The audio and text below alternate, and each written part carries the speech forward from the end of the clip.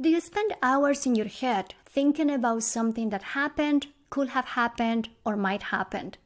Do you ask others what to do so you don't make a mistake? Welcome to the Playing It Safe podcast. I am Dr. Z, your host. I am a clinical psychologist, an author, and a person that is super passionate about sharing with you science-based skills to overcome any type of fear-based struggles. Who doesn't experience fear? Who doesn't play it safe? In this show, we will discuss how fear-based reactions happen in day-to-day life, how playing it safe behaviors look like, sound like, and feel like, how you can put into action solid tips from behavioral science to get unstuck from worries, fears, obsessions, and anxieties, and how you can start doing what works, what matters, and what you care about. Behavioral science doesn't have to be boring. Thanks for listening, and let's get started. Elizabeth, great to see you and super excited to chat with you. Thank you. I'm delighted to be here. What about sharing with us what you are doing these days? So, I'm a time management coach and I've been doing that for over 11 years. So that's still happening. It's not exactly new. I think what is really fascinating and just in terms of when we're recording this, we're in the summer of 2020, is that so I've had a very international audience in the past, and then it became more domestic. So more of my clients were in the United States. And then now, in these last 2, 3 months, with everything going on with COVID-19 and the changes in the world, my audience has gotten really international again. So in the past few months, I've had not only people from the United States sign on as clients, but also from Switzerland, Denmark, UK, Ghana, Australia. And so it's just really fun to be interacting with these coaching clients. I do both one-on-one coaching as well as group coaching. And then I do a lot of writing. So I've continued to write a lot of articles for Fast Company, Harvard Business Review during this time, as well as write devotionals for the YouVersion Bible app. That's a super cool thing to do, to help people to get things done. How did you reach that place when you knew that that's what you wanted to do? So I'm really good at getting things done. That's part of why I have my job. So my story in terms of how I became a time management coach was actually the opposite problem: getting too many things done. I had no work-life balance, and I was working all the time. And so then I needed to figure out how to say no and set boundaries and plan so that I would have night time off at night and on the weekends. Um, However, I have many coaching clients that struggle with like getting caught in the minutia and getting things done. And a big part of what's essential for them as well as for me is that the just the simple practice of doing daily and weekly planning. Mhm. And so, what that looks like, weekly planning is life changing for so many people, but it's so simple. It basically is you pick one time a week. Usually, it's like a Friday afternoon or maybe a Sunday night or Monday morning. I personally prefer Monday morning. Mhm. And you look back over the previous week and see what happened. So, is there anything you need to follow up on or something you didn't get done that you need to move forward or make note of? You look over the coming week and you get clear on your meetings, your commitments, anything you need to clarify, reschedule, cancel, prepare for. And then you look at your to do list or your project list and you decide what's really important and what do I really want to move forward for the week. And that's where you really get out of that minutia. Because if we just like are in our email or just doing like the little teeny tasks, it's fine to do those, but then we don't get those big chunky things done. But if we get clear, like so for example, for me, like if I get clear in my mind, this week I want to write this article, or this week like I want to work on buying this thing that I need for my business, then it's clear in your mind. You can put time in your calendar to get it done, and then you're having all the little small minutia things fall around those big things instead of having your whole day with those little small things. Mhm, mhm. I love the idea of paying attention to how we're spending our time, hour by hour, day by day, and reflecting on that. Now, that's like a balancing act between what we need to do, what we want to do, and doing the stuff that we care about. So, how do you handle that? So it's kind of both an internal and external shift. So it was in 2007, and in terms of the internal shift that was happening, I was in a program where you really are processing your life experience from when you're a baby to the present. Mhm. And I realized I had some false beliefs around my worth being in me doing things and getting things done. So what that meant to me is the opposite. So if I wasn't doing anything, I was worthless. And so then that creates this like anxiety in you about ever resting, about ever like taking a pause or like having a Sabbath or like just relaxing because you're like, if I don't get things done, I'm not worthy, and you have this like driving force. So internally, what I needed to do was really get clear. I know my value and worth as a person is just for me and me.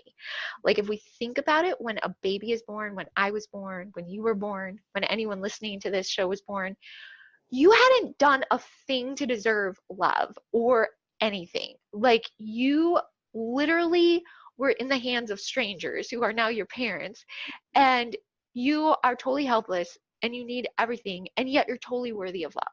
Mhm. Absolutely worthy of love in that moment just because you are. And so that is always true. And that doesn't mean we act like babies our whole life and, have everyone serve us, but that fundamental concept that you are worthy of love just because you are is really essential to getting the balance. Mhm. And then on the practical side, the external side, what shifted was a few things. One, better boundaries. Before I had just this mush between work and personal life. So I would work late at night or on the weekends, but maybe I'd meet a friend for coffee during the day or like do errands during the workday. And I really needed to establish firmer work hours. So I usually work from I would say about 9 or 9:30 to 6, more or less, Monday through Friday. And during those hours, like not doing personal things like errands, not meeting with friends, and getting really clear, no, this is really my work time. And Mhm. then also the opposite being true of when I get to that end of day or end of week, not having it really be my personal time and not drawing work into it, which now is pretty easy because it's just something I've established for so many years. But back in 2007, before I was a time management coach and I had different business, it was very hard. And I like literally felt like I was going through withdrawal symptoms at first. Like you like experience anxiety from letting go of the computer, but it's good for you and it helps you to learn like, no, I can stop working. I don't have to work on the weekend, don't have to work at night, and everything is fine. Thank you for sharing such a powerful shift that you made.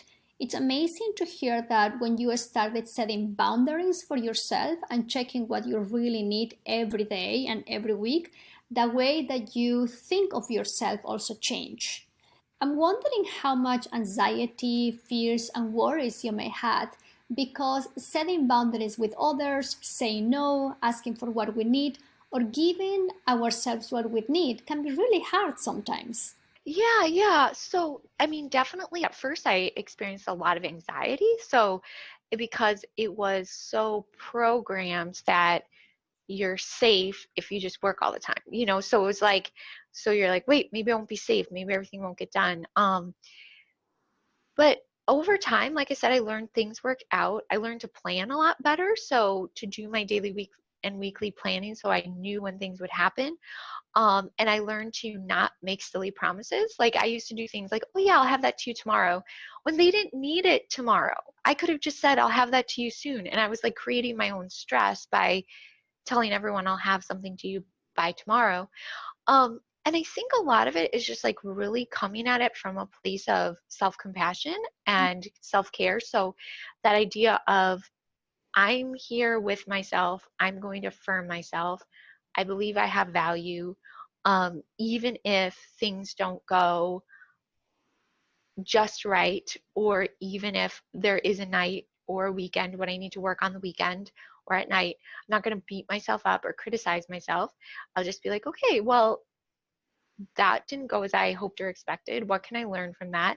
How can I adapt or adjust from next time?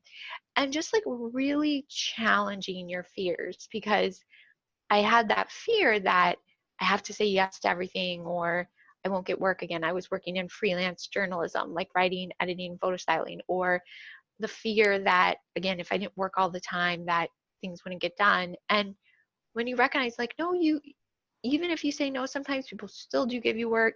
Even if you don't work on the weekends, you can still get everything done. Like, you overcome your anxiety through experiencing the opposite. And so that's how you give yourself experiential knowledge that shows those fears to be false. Like, now it's just such a part of my lifestyle. It's normal, but that was not true at first. Mhm. I love what you just said. I think for me, the way I think about managing anxiety, fears, and worries, it's all about taking action. When we overthink what we're stressed about, we keep ourselves stuck. But if we take action, even if it's a micro step, we are going to learn to make room for all the noise that shows up in our head. It's like we are going to learn to manage our fears by doing, instead of trying to figure out the meaning of our thoughts or the meaning of our feelings. Right. So, I mean, part of it is just very practical in terms of making sure I have a place for the things that need to get done. So making sure that I look very clearly at, well, what it, like, for example, looking at my calendar and being like, okay, this is the deadline. I see that I have these open times in my schedule. I'm not doing this right now, but I know I will have time. So that's like very factual in terms of giving yourself that very clear ability to see that, no, there is another way for this to get done and it's going to be okay.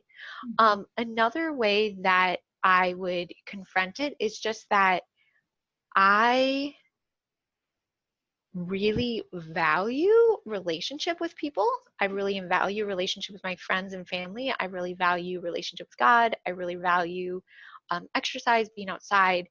And when I was working all the time, I was not aligned with those values. So I wasn't being my best self. And so knowing that it was keeping me from being my best self really challenged me to say, okay, if I want to live a life aligned with my priorities and my definition of success, I have to make a change, because just working all the time does not make me feel successful. Mhm. And then the third thing is, I am a Christian, I'm a person of faith. Mhm. And I really felt like the third way I overcame anxiety, and there were even some times where I didn't have a plan. Like, I did not know how things were going to get done, but I really felt that I needed to stop, is just like trusting God was going to take care of it. Either like a meeting got canceled and would open up more time, um, or I could get a deadline extended, or something else happened where I really was able to get done what I needed to get done. And so I think it was threefold. Like, first, just the practical putting time in place for things so I was secure that I knew when it would get done. Secondly, just really recognizing, well, what are my values and my real definition of success? And then third, just having faith that it would work out, and not needing to control everything. Elizabeth, just for curiosity, how did you discover the stuff that is important to you? How did you discover your values? So in terms of discovering my values, um, so it was actually like a long process for me. So I was very school focused in high school, like very, very school focused, like straight A student, like very the nerd, and just like really, really concerned about my grades, getting into college, getting scholarships. So I really deprioritized relationships. I did not spend a lot of time on friendships. I did a lot of dance, so between dance classes and clubs and school, like that was most of my life. Mhm. And so then in college, I started to relax a little bit more about school. I still did very well, but like I opened up to deeper and more friendships. And then it was really after college that, and it was through this process of in 2007, the whole idea of like being unconditionally loved. It Mhm. was the idea of shifting from being a human doing to a human being, and just realizing how I'm actually someone that like loves relationships, really appreciates friendships. I have a lot of friends. I really appreciate my family. And so it was recognizing that when I was younger, I had a value system, I would say, based on fear. Like, I need to perform in a certain way in order to have what I want, which at that point was getting into college and getting scholarships. And then when I was out of college, I feel like I gave myself more freedom to discover who I really was. And that was someone who was very relational and very focused on friendships and relationships. So I feel like I went through that process, but then starting a business in 2005 got me off kilter again because I was just like, oh, I have a business and I need to make it work. And I fell into that false paradigm of, to be a successful entrepreneur, you need to work all the time. Mhm. And so I got really off track again. And then in 2007, I was like, no, wait, this isn't right. This doesn't feel good. I don't care what people say. I really do want to put relationships in high regard. And that's what got me shifted back. So it was kind of I would say over the period of years, honestly, figuring out what I really cared about, what really made me happy, and just who I was created to be. Elizabeth, in the process of figuring out your values, it seems that you came up with your own definition of success. How do you see success these days?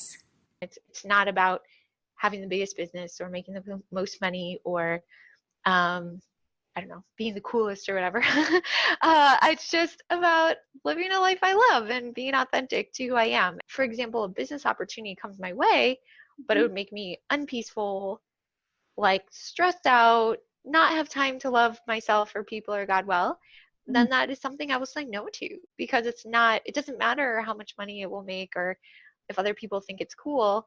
Like, I need to be aligned with what makes me happy and what makes me feel successful. I appreciate that your definition of success is what really works for you. Now, something that I keep thinking about is that when doing what matters, that comes with certain degree of distress and anxiety and fears. How do you distinguish when some of that stress is worth it for you or not? That's a really, really good question. And I would say it's a little different for each person.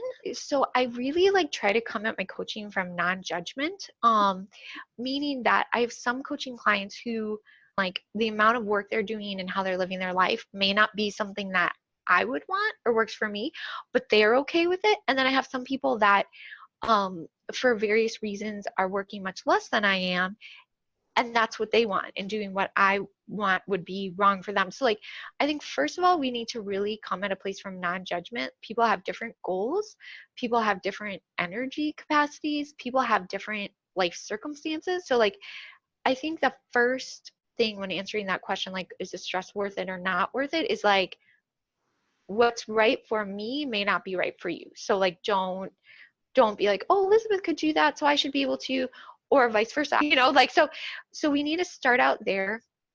And then I would say that, like, what, at least how I tend to look at it, is that I'm okay with temporary, I would call, seasons of stress.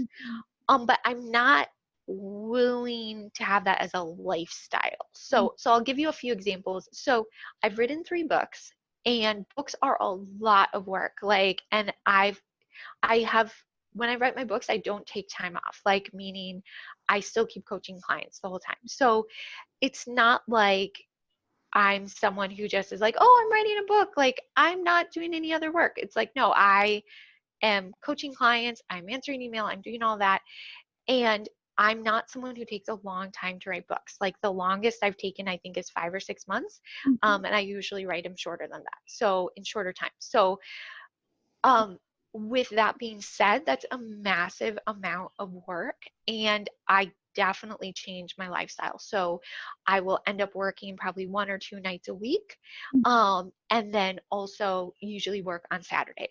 So not all day Saturday, but what I would do is go to a coffee shop and, like, work on writing or work on editing or any of that on a Saturday.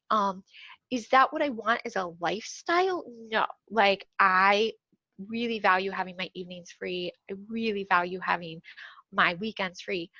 But, like, the books I've written are so important in reaching people's lives, and people still, like, read even books I wrote 6 or 7 years ago, and they're like, oh, that helped me so much, or that was so great. So So I understand it as like a short-term pain, but that has a big long-term gain in terms of blessing people, expanding my reach, and all of that. So that's like a little more dramatic thing.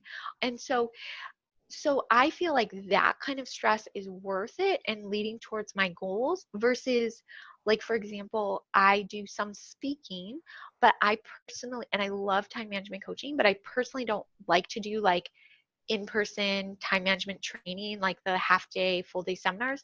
I just don't like it. It's just not my style. So I don't do those. And I just like when someone contacts me, I refer them to someone else and it's fine. And so it's the difference between, okay, I'm busy, but this leads to a really good payoff.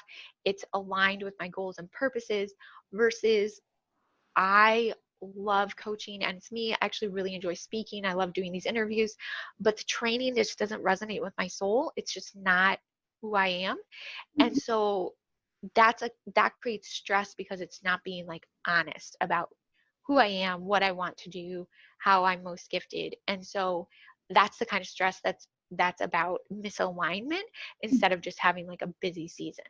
I absolutely love the differentiation you're making, especially at a time when there is so much pressure to get things right and perfect.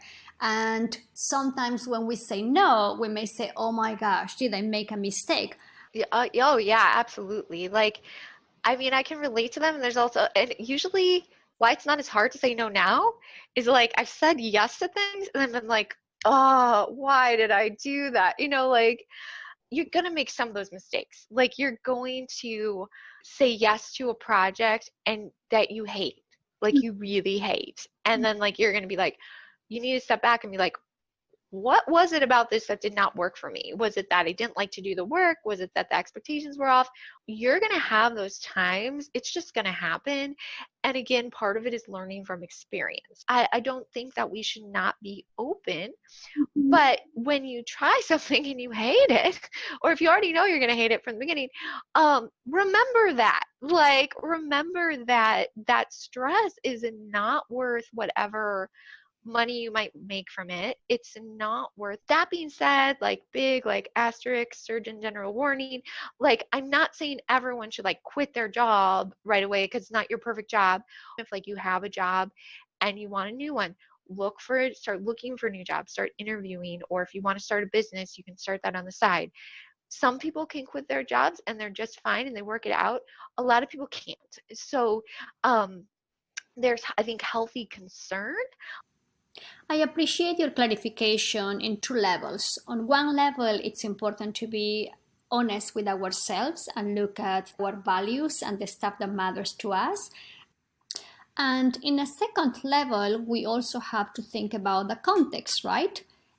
I think for me, the question is in this context, in this given setting, what's the type of shift or what's the micro step or the micro action I can take towards my values? So I think that when considering the things that are important to us and the things that truly matter, even though we may not have the perfect setting or the ideal setting, it doesn't mean that we cannot take steps towards having a meaningful life or that we cannot choose what's the step that we can take. May not be the perfect step, may not be the ideal step, and yet living our values is not about living a perfect life. Now, in the process of living our values, no matter how much clarity we have about them, sometimes we get paralyzed because of our fears of making mistakes, doing things wrong. I'm curious, how do you handle the fear of making mistakes, doing things wrong, and being a failure? Yeah, actually, so I totally have a motto for that. Because I became an accidental entrepreneur. And then in 2005, I was in a job that was a really bad fit for me, interview for new jobs, and then resign on my 1 year anniversary, regardless of whether I had a new job. Really liked the whole apply for new jobs thing. That was totally cool with that. I love interviews. I hated the resign even if you don't have a new job part. I was like, that sounds fairly terrible. So I applied for jobs and got 7 interviews set up within 2 weeks. So I was like, okay, not bad. So I did 7 interviews. I resigned on my 1 year anniversary and I didn't get any of the jobs I interviewed for. And I was like, what is going on here? Um, so I literally fell into owning a business and I started doing freelance writing, editing, and photo styling for people who had worked at the company that I had worked at before. I was in magazine journalism.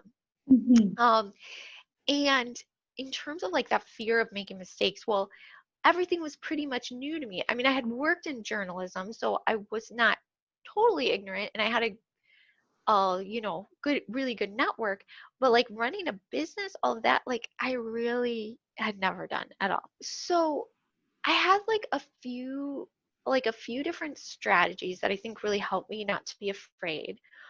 One was in regards to my client work, my motto was do your best, make it right, learn for next time. Mhm. So that's do your best, make it right, learn for next time. So there was times where, like, I always tried to do my best, but there's times I didn't do something right. Like I didn't double check something, or I just didn't know I was supposed to do something, and so I had to fix it. And then learn for next time. So I would take notes, like, oh, make sure you double check this, make sure you ask about that detail. So I was always trying to like make fewer mistakes. Mhm. And to see it not as like, oh my gosh, I'm a failure, I can't believe I didn't do that, but just be like, I hadn't done this before, like I didn't know. Now I do, and to just give myself the opportunity to learn. So that was a huge part of not beating myself up and not being afraid. A second thing that I think really helped is I was definitely willing to ask for help. Mhm. So like even like I fell into it, so I kind of started doing my accounting on my own. So like my first like bit, I think my first like half year of business, or maybe yeah, like my first like 3 to 6 months of business, it was just me doing everything on my own. It was just kind of messy. Like I think I had like an Excel sheet that wasn't super organized, and um I was doing my best, but I just didn't know what I was doing. And so about I think 6 months into it or so, I reached out to a professional accountant, got someone to work with me that like explained how I need to organize things, help set up an Excel sheet. And I was willing to just be like, yeah, so it's like a little messy. Like, what do you need me to do? And to just like be honest and open about, I wasn't like doing anything wrong or committing fraud or anything like that, but I just didn't have it organized like in the way that an accountant would. And Mhm. so I was just open about that and just like, I need help. Can you help me like get organized? And the same with like when I was setting up the structure for my business, I did it on my own the first time and it wasn't as neat as it should be. Things are a little messy at first, or you did your best, but you're clearly not an accountant or not a lawyer. You didn't do it all right. And just accepting that and being open versus like, I think the worst thing you can do is not ask for help or not be open, like not tell them what you've done or not done, and then they can't really help you versus, and the same with me as a coach or you with your work, you need people to just be open, and if they created a mess, just tell me, like it's okay, no judgment, like that's why you're here, and then we're going to clean up the mess together. And so I think that really really helped. Just I'm learning, I'm going to do my best, make it right, learn for next time, and I need help. And so when I do my best, get professionals to help, and then if you mess things up and it was messy, it's like, okay, well, how do we fix it? And it's okay versus like, oh, I'm not going to tell anyone and I feel so badly or I feel stupid. Like that's just going to make it worse than if you just are transparent. Yeah, I totally agree with what you're saying. I think that it can be liberating to ask for help and to accept that things are going to be messy, but learning to live with messiness makes our imperfections livable. Elizabeth, close to the end of this episode, I have my last question. If you were to have a cup of coffee with any person you want today, who will that person be and why? Yeah, that's a good question. This sounds so churchy, so I'm so sorry, but it would be with Jesus. Like I know I sound like so churchy. Oh, like that's like the right answer in Sunday school. Jesus all the time. But I think I would have a cup of tea because I don't drink coffee. And I think the reason is that um so church is an important part of my life. I feel like if I could have a cup of tea with Jesus and just like understand, like ask him questions like, well, how do you see things? How would you react or respond to things? That it would help me understand the world better in terms of what's going on and what my reaction should be. That sounds like an amazing tea time. Elizabeth, thank you so much for chatting with me on the show and sharing all your knowledge and expertise with us. Well, thank you. Thank you for having me. I appreciate it. Thanks for listening. If you like this episode, I will very much appreciate it if you will subscribe and share this podcast with your friends. And if you're feeling extra generous, I welcome a review on Apple Podcasts. Show notes of this episode are in the website playingitsafe.zone. Make sure to subscribe to my newsletter so you can receive more tips to stop all types of unworkable playing it safe actions. See you soon!